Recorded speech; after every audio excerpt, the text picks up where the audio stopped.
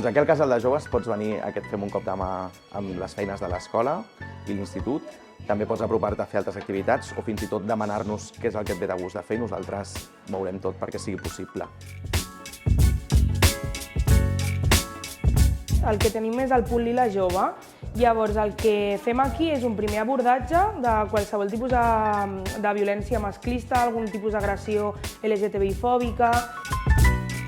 Una de les assessories que li donem més importància és el temes de salut mental, perquè creiem que totes les joves hem de cuidar la nostra salut mental i per això fem un grup psicoeducatiu també adreçat a això, a cuidar la salut mental de les joves del poble.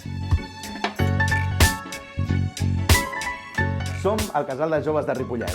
Connectem.